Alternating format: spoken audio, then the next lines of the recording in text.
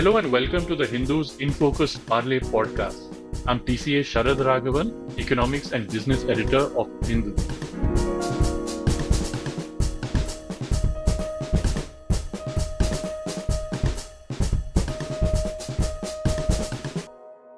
इस दिवाली में आपको एक बहुत बड़ा तोहफा देशवासियों को मिलने वाला है. During his Independence Day speech, Prime Minister Narendra Modi announced a Deepavali gift to the people in the form of next generation GST reforms. हम नेक्स्ट जनरेशन जीएसटी रिफॉर्म्स लेकर के आ रहे हैं. ये दिवाली के अंदर आपके लिए तोहफा बन जाएंगे. The Ministry of Finance subsequently shared that a large part of these reforms was to move GST to a broadly two-rate structure of 5% and 18%, along with an overall lowering of the average tax rate. To discuss the revenue implications of this, and especially to look into how this will affect the states, we have with you two experts on India's taxation system, Mr. Pratik Jain, partner at Waterhouse and Company, and Mr. Manoj Mishra, who is a partner at Thornton, Bharat. Thank you both for joining us. So now, Mr. Mishra, I wanted to start with you. I wanted to get into the revenue implications. Since the average tax rate is set to come down, there has to be a revenue hit, right? How much do you think this will be? So, Sharad, let's start with the big picture. Whenever we talk about GST rate cuts, there is always this immediate concern that how much revenue are we really giving up? If you look at the proposals on the table, whether it is rationalizing multiple slabs into just two, or cutting the 28 or 12% slab to 18% or 5%, for several goods, the short term impact is real. As per current estimates, uh, that cut may impact somewhere between 60,000 to 1 lakh crore per year, which is roughly like 2 to 0.2 to 3% of India GDP. And in the very first year of implementation, say financial year 25-26, when the new structure might only apply for part of the year, the likely hit would be closer to 45,000 crores. But like this is not a straight line permanent loss. First, a higher rate of around 40% on sin and luxury goods will help recoup some revenue. Second, when rates go down on essential and durables, consumption generally goes up. Cheaper household appliances or consumer goods can expand demand, pull more people into formal billing system and reduce leakages. We have seen this before, in late 2017 when GST got implemented, or when GST rate cut was there for over 2,200 items, and collection sank in November, but by December it bounced back significantly, just within a month. So these numbers give us some kind of confidence. Gross collection of GST has touched around 22.08 lakh crores, and even in 25 it is going at a steady average of 2 lakh crore per month. So the surge reflects not only stronger consumption but also a much wider tax base, thanks to invoicing, AI-driven compliances, and tighter tech integration. Uh, and so lower effective rates would not automatically mean that we are going to lose out on revenue. So, in my opinion, initially there would be, of course, there would be a dip, but with the growing compliances, increase in demands, will make it up to a great extent. I see. And Mr. Jain, I'd seen in the last few days you had made a very compelling argument saying that about 70% of GST revenues come from the 18% slab, and that slab is not materially going to change in very big ways, in that some things will come out of that slab, but others will be added to that slab. And so this too overall means that the impact from the overall rate cuts is not likely to be very big. Am I capturing that correctly? Yes, you are. So, 18% category is not changing, which gives around 72 to 75% taxes. I mean, there are estimates. Manoj did talk about 45,000 crore. There are estimates that I have read which talks about 1 lakh crore impact on the government. But over a period of time, a reduction in GST rate, overall sort of broadens the tax base. That has been the experience. And today, when you want to boost manufacturing in India and increase consumption, that's the way to go. But you're right. That's the reason why 18% is not being changed. Earlier proposal, one of the proposal was that perhaps 12 and 18% could be merged into a single category. But that's not happening because the government did not want to really touch 18% given the revenue implications. So revenue implications are there from 12 to 5 and many products moving from 28 to 18, but not in that proportion as 18% reducing to, let's say, 13, 14, 15% would have done. And just to get a deeper idea of what kind of rate reductions we are seeing without going into the item wise rate reductions, I think SBI had done some calculations saying that by 25 26 or 26 27 the average GST rate will be 9.6% compared to about 11.6% where it is currently. Do you agree with that estimate? I'll start with Mr. Jain. Yeah, we did discuss, with one of the senior government officials as well. So before GST came in, the average incidence was apparently around 15%. Okay, got reduced to around 11.5% after GST has come in, and after the rate cuts that Manoj did mention about. So currently it is around 11.5, and the estimate was that it will be close to 10%. The number that you just mentioned. Now, 10% average taxation then puts India with the best of the developed economies in that sense, right? So 10%, to my mind, is a very moderate rate, and that should really put us in good state as we want to sort of industrialize it more and attract more manufacturing over a period of time. Absolutely. And Mr. Mishra, I wanted to come to you about how this revenue hit is going to be divided. So GST revenues are divided half between the center and half between all the states. But and so that means that even the hit from the on the revenue front will be borne half by the center and half by the states. But even within the states, is GST revenue divided on an equal basis, every state getting the same amount, or is there a formula there? We know that in India, like people, even in the states, the revenue distribution is not equal. So if we talk in terms of whenever we talk about the GST rate cuts, the impact is never going to be uniform. So, for example, the states like Maharashtra, Karnataka, Tamil Nadu, these are manufacturing and service heavy states with strong urban centers. So, if GST is reduced on appliances or electronics, their immediate revenue collection from GST would take a visible dip.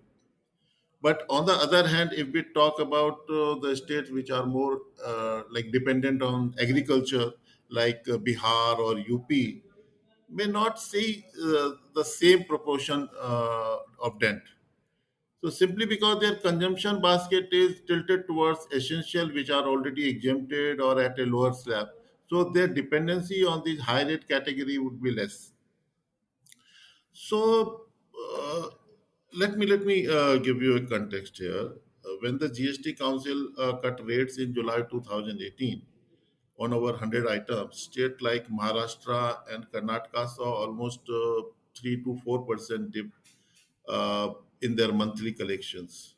Whereas smaller states like in the northeast barely felt any impact because their tax base is narrower and largely funded through central transfers.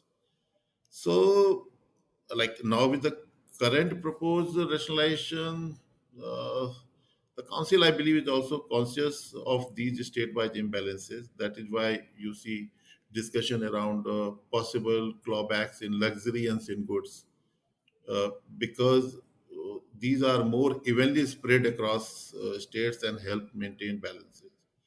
So, to sum up, with a high urban, high service, and high consumption profile like Maharashtra, Karnataka, Tamil Nadu, Gujarat will be relatively more affected in the short run. But in the medium run term, as consumption picks up, as I mentioned earlier, with lower prices and improved compliances, I think ultimately they are going to get benefited. Right. And Mr. Jain, do you agree that it's these larger states that are going to be more impacted? And if so, we are also hearing a lot of the smaller states that are talking about the big issue of this podcast, which is the impact on the states and whether they should be compensating. So yes, my broad question is, first of all, which are the states that you see will be impacted? Do you agree with Mr. Mishra? Yeah, so GST is a consumption tax, right? So the states where there is more consumption will get impacted more. So obviously, the states which is a highly industrial state where the consumption is more, as Manoj mentioned about, let's say Maharashtra, Gujarat, Tamil Nadu, those are states which will get impacted more because clearly the sale of uh, air conditioner or a dishwasher or things like that, or automobile will happen in more some of these states more. I mean, if you look at the state where they sell automobiles more, some of these states would figure, and therefore they will get impacted more. The other thing which you'll have to note is that compensation cess, which was collected to compensate the states for losses, it is also going to go away. Okay. Initially, we were thinking that it will go on till March 26 to repay the loans, but it now seems that it will coincide with the GST rate changes. In other words, whenever the council decide to reduce the GST rate, likelihood is that compensation cess will go. Now, of course, in some cases, the cess will lead to increase in GST rate itself because the products which are going to be at 40%, probably let's say a particular vehicle which was at 28% tax and 12% cess may attract 40% GST. So to that extent, you can argue that incremental GST, at least 50% of that immediately goes to the states, and remaining the center part also, a large component of that goes to the state as per the Finance Commission formula. But there is no fund now available with the central government to compensate the states for losses. And some of the smaller states that you're talking about have not seen the GST grow to the extent they would have liked, and therefore, they're not getting that uplift from GST as some of the bigger states are getting, and therefore they're concerned about that. That what will happen to the losses that they might incur over next few years. In fact, you mentioned the correlation between the cess compensation cess ending and these GST rate changes being implemented. And in fact, from my sources in the finance ministry, it I see that the relation is actually the opposite. So the center, I think, expects that it will repay, those loans, those back-to-back loans it took to compensate the states during the COVID period, because the compensation cess was not enough. So the center expects to repay them by the end of this calendar year, November, December. And what they found was that, so legally, they said that they cannot impose the compensation cess after that.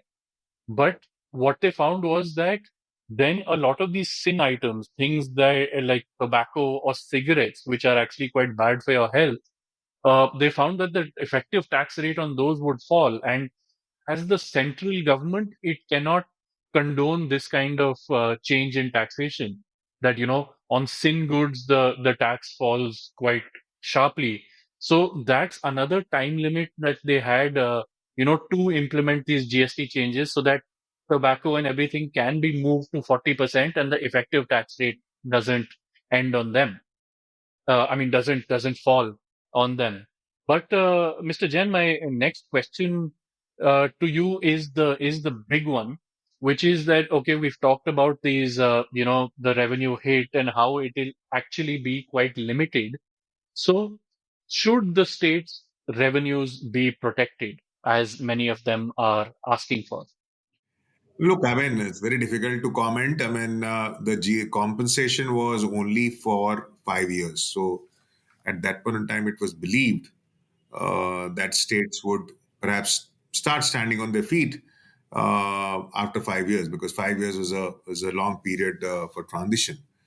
Now that 5 years is over, and therefore technically there is no compensation, which was an agreement between center and states at the time of GST implementation. Now, logically, I mean, it's I think it's very difficult for center to keep compensating the states for something like a regular tax, right? There are, of course, ways to look at allocating more funds for infrastructure development, for other things, etc. But as far as taxation is concerned, you know, gradually the states will have to start looking at their systems and their processes. How do they plug the leakages, etc.? How can they increase the tax base? How can they attract more investment and so on, so that they're self-sufficient on tax?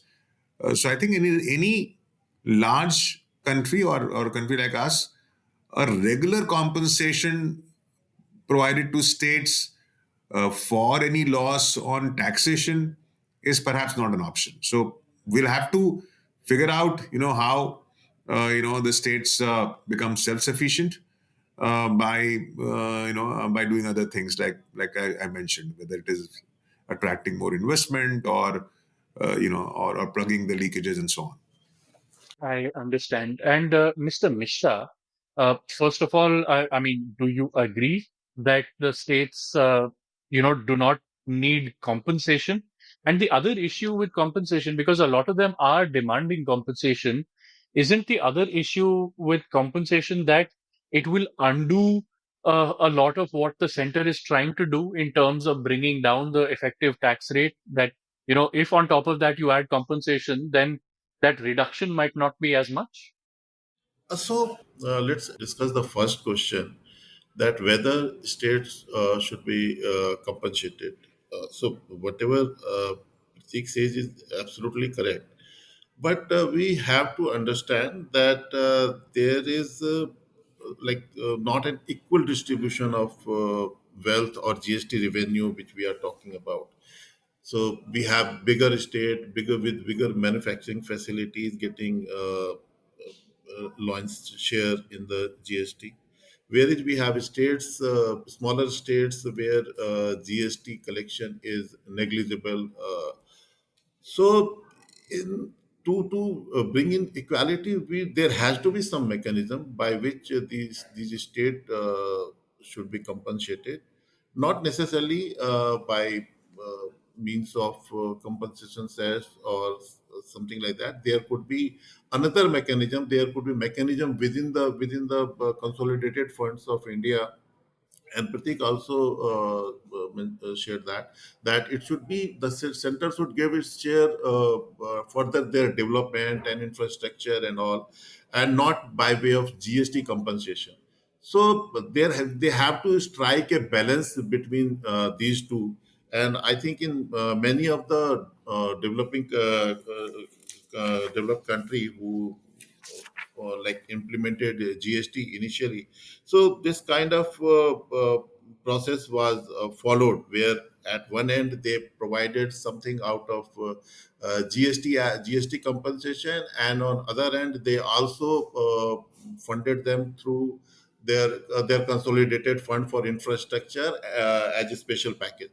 So The answer would be that yes and no. So there should not be any compensation cess, and because it will defeat the very purpose.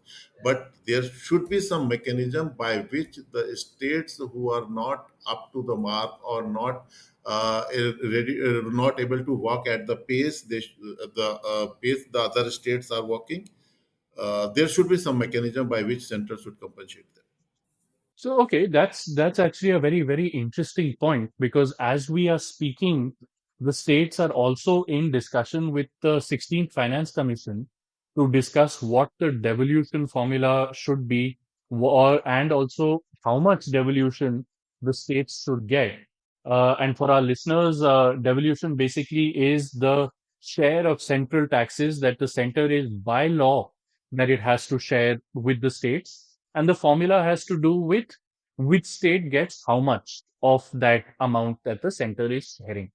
So now, Mr. Jain, I mean, do you feel that that is one good way for the center to maybe not compensate is perhaps the wrong word, but to at least help the states to increase their revenues, to give them a larger share of central revenues? Currently, it's at 41%.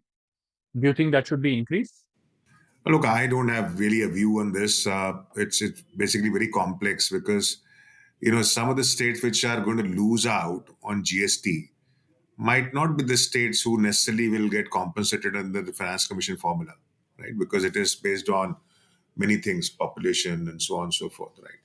So I don't see exact correlation between the loss which states are going to have under GST and this, devolution of funds, which is as far as Finance Commission is concerned. However, I would think that there could be a separate fund which could be created if really out of GST fund something has to be done. If you recall, a few years ago there was a flood sort of cess in Kerala which was got imposed. There was something there, and that was done as additional tax. So maybe a part of GST could go to a contingency fund kind of a thing, from where depending on what are the specific situation in states and so on, the GST Council may decide to allocate funds. That that is a possibility, perhaps can be explored. I mean, if the Finance Commission devolution helps the states, etc., why not? But really, I'm not an expert in that area. But I'm just saying that GST loss and this increased devolution may not be correlatable, because few of the states which are going to have GST loss may not be the states who necessarily will get more funds because of this devolution. Okay. And now this issue, both of you have talked about how the potential impact in the medium term is likely to be mitigated by increased activity, and that the actual loss won't be as large as some people are fearing, and especially the states are fearing. So, I mean, do you feel that this is an argument that the states should also take on board and take heart from the fact that in the medium term, at least, the pain will be mitigated if uh, by some amount? Yep. Look, as Manoj mentioned, few of the states will get impacted more, few of the states will get impacted less. And therefore, the ability to recoup this loss for few of the states could be that much more difficult. I think the states will have to see this as a larger reform, as a structural reform, as a step towards ease of doing business in India, as a step towards attracting more manufacturing in India and more investment into India, and so on. It has to be the larger picture. Yes, economic theories will tell you, and past experience will also tell you, that when you reduce the tax rates, your tax base increases.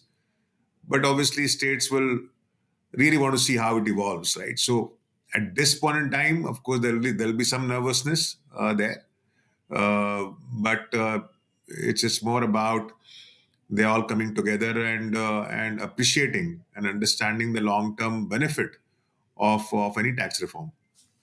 Great. And okay, so my final question to both of you, I'll start with Mr. Mishra. The GST Council so far, except for maybe just twice in the entire history of the Council, all of its decisions have been by consensus. And it is expected that even these rate decisions that they will be deciding on September 3rd and 4th will also be by consensus if they decide to go ahead with them.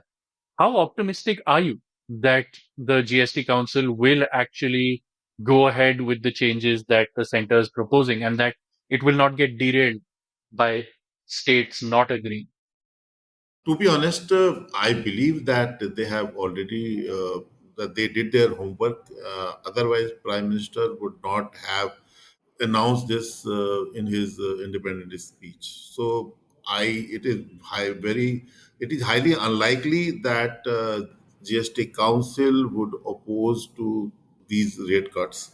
There could be discussion around compensation and making up for the losses they may have.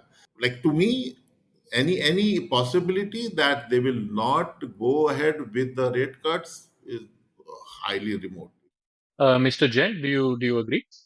I would think so. When the Prime Minister has made this statement, and then it has been reiterated by several government officials over last 10 days or so, it seems that some bit of consensus is already there. I think that there could be discussion about few products, whether it should fall under 5 or 18, etc. That might happen. That might be a discussion as to from which date do you want to make it effective. But I think that they'll go ahead with the decision. If not with entire consensus, maybe with vote.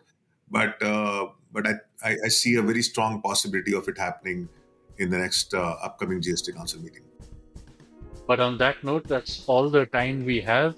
Mr. Mishra, Mr. Jain, thank you so much for this absolutely enlightening discussion. Thank you so much for joining us. Thank you. Thank you.